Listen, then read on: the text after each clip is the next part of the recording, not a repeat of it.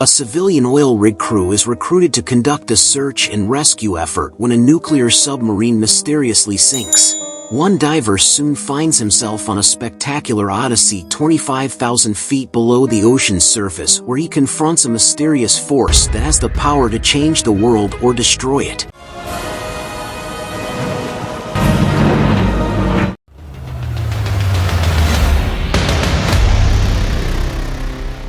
In January 1994, the U.S. Ohio-class submarine USS Montana had an encounter with an unidentified submerged object and sank near the Cayman Trough.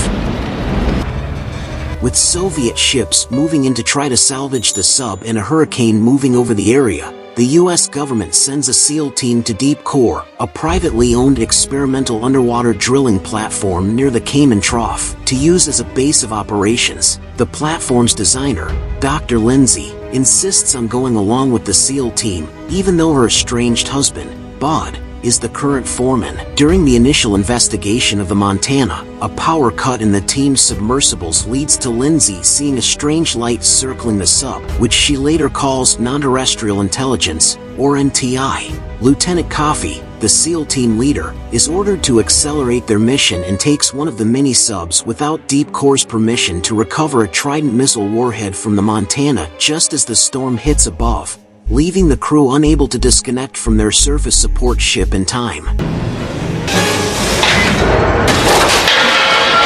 The cable crane is torn from the ship and falls into the trench.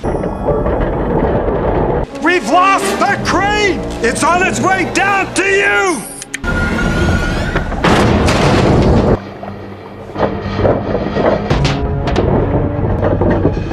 Oh no.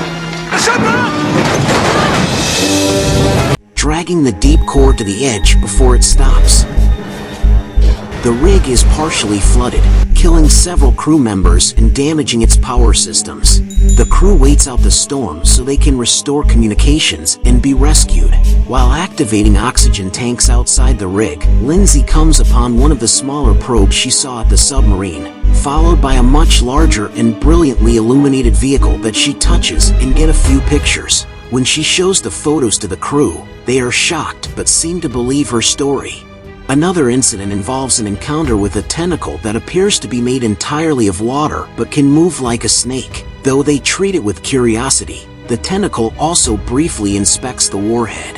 When Coffey finds the tentacle, he panics and closes one of the hatches, cutting it off and causing it to retreat. When the end of the tentacle looks at him, Coffey becomes even more terrified and paranoid. Coffey makes a fateful decision to send the warhead to the bottom of the trench, where the NTIs appear to be coming from. To try and stop him, Bud fights Coffey, but Coffey escapes in a mini-sub with the primed warhead. Bud and Lindsay give chase in the other sub, damaging both. Coffey is able to launch the warhead into the trench, but his sub drifts over the edge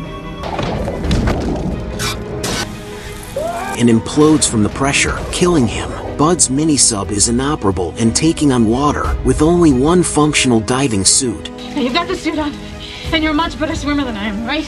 I drowned and you told me back to the rig. No. Go into deep hypothermia. Lindsay opts to enter deep hypothermia and trigger her mammalian diving reflex when the ocean's cold water engulfs her. Bud swims back to the platform with her body. There, he and the crew use a defibrillator and administer CPR. Fight! Fight! Fight! Fight! God damn it! And they manage to successfully revive her. It is decided that the warhead needs to be disarmed, which is more than 2 miles below them. One SEAL, Monk, helps Bud use an experimental diving suit equipped with a liquid breathing apparatus to survive to that depth, though he will only be able to communicate through a keypad on the suit. Bud begins his dive, assisted by Lindsay's voice to keep him coherent against the effects of the mounting pressure, and reaches the warhead. The monk guides him in successfully disarming it. With little oxygen left in the system, Bud explains that he knew it was a one-way trip and tells Lindsay he loves her. As he waits for death, an NTI approaches Bud, takes his hand, and guides him to a massive alien city deep in the trench. Inside, the NTIs create an atmospheric pocket for Bud, allowing him to breathe normally. They start by showing him images of war and aggression from news sources around the globe. The aliens then create massive mega tsunamis that threaten the world's coasts, but stop them before they hit.